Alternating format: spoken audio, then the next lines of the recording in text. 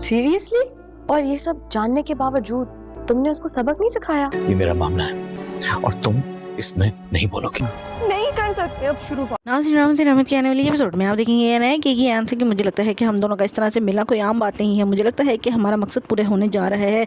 तुम्हें परिचय मिल जाएगी और मुझे बारी। अगर तुम मेरा साथ दो, अगर तुम चाहते हो कि तुम्हें तुम्हारी मोहब्बत मिल जाए और मुझे मेरी मोहब्बत, तो हम दोनों एक दूसरे का साथ दे के एक ऐसा प्लान कर सकते हैं जिसकी वजह से हम दोनों अपनी ज़िंदगी को खुशी से गुजार सकते हैं। क्या तुम मेरी बात मानोगे और जिस तरह से मैं कहूँ उस तरह से करो तो शायद तुम्हें परिचय मिल जाए, जो कि तुम्हारी बहुत ही अच्छी और प्यारी मोहब्बत है। लेकिन अगर तुमने मेरा साथ ना दिया तो शायद हम अपनी और मोहब्बतों को इस तरह अधूरा छोड़ दें, जिस पर अयान कहता है कि मैं कभी भी अपनी मोहब्बत को अधूरा नहीं छोड़ूंगा। जब से वो बारी की ज़िंदगी में आई है मुझे मज़ीद अज़ियत मिल रही है, क्योंकि मैं जान भी नहीं सकता था इस बात को कि वो दोनों इतना बड़ा गेम खेलेंगे मेरे साथ। और अब बारी मेरा दोस्त नहीं दुश्मन है और परिचय को हासिल करना किसी भी सूरत में मेरी ज़िद बन चुकी है। इसलिए तुम जो कहोगी, जैसे कहोगी, मैं तुम्हारा साथ देने के लिए तैयार हूँ। दूसरी तरफ आप देखेंगे कि राहील कहेगा मिनाल से कि मुझे नहीं लगता था कि तुम इतनी सेल्फिश निकलोगी। तुमने तो रंग ढंग ही बदल दिए हैं बारी की शादी के बाद।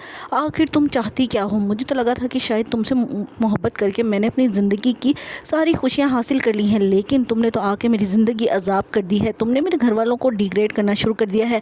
तुम खुद को समझती क्या हो बारी? और तुम्हारी लाइफ बहुत ही अजीब है। मैं बिल्कुल भी तुम लोगों को इस तरह से नहीं देखना चाहता था, लेकिन तुम बहुत ही घटिया सोच के लोग निकले, जिसमें मिनाइल कहती है कि तुमने जो कहना है, जो सोचना है कर लो, लेकिन मैं कभी भी तुम्हें बुरा नहीं कहूँगी। मुझे हमेशा से अंदाज़ा था कि हमारी शादी का यही अंजाम निकलेगा, लेकिन मैं खुशफहमी की ज़िंदगी जी रही थी कि शायद हमारी लाइफ में कभी ना कभी ये बारी और अनाया ना होने के बराबर रह जाएंगे। लेकिन मैं अपनी ज़िंदगी में ये सब देखकर बहुत ही ज़्यादा डिसअपॉइंट हुई हूँ और तुम्हारा रवैया तो मुझे अब बिल्कुल नॉर्मल लगने लग गया है। मुझे एहसास हो गया है कि मोहब्बत कभी भी कायम नहीं रहती, वो बदल जाती है। दूसरी तरफ आप देखेंगे कि रुमैसा कहेगी आलम से कि देखा, मुझे मालूम था ये ज़ुबैदा अपने इसी तरह के ओछे हथकंडे अपना कर तुम्हें अपनी तरफ घायल करने की कोशिश करेगी। यही चीज़ें उसने अपनी बेटियों को सिखाई है, इसलिए तो इतने अच्छे घरों में शादी हुई है। और अब देखना ये ज़ूबी का भी इसी तरह से किसी ऊंचे ख़ानदान में रिश्ता करेगी, जिस पे आलम कहता है कि बहुत ही घटिया सोच निकली तुम्हारी। और मैं वाकई ही आज अम्मा की बातों को सोच के बहुत ही ज़्यादा अपने आप को शर्मिंदा महसूस करता हूँ कि वो मुझे समझाती रहीं कि ज़ुबैदा बहुत अच्छी और नेक औरत है, उसने अपनी बेटियों की बहुत अच्छी परवरिश की है, लेकिन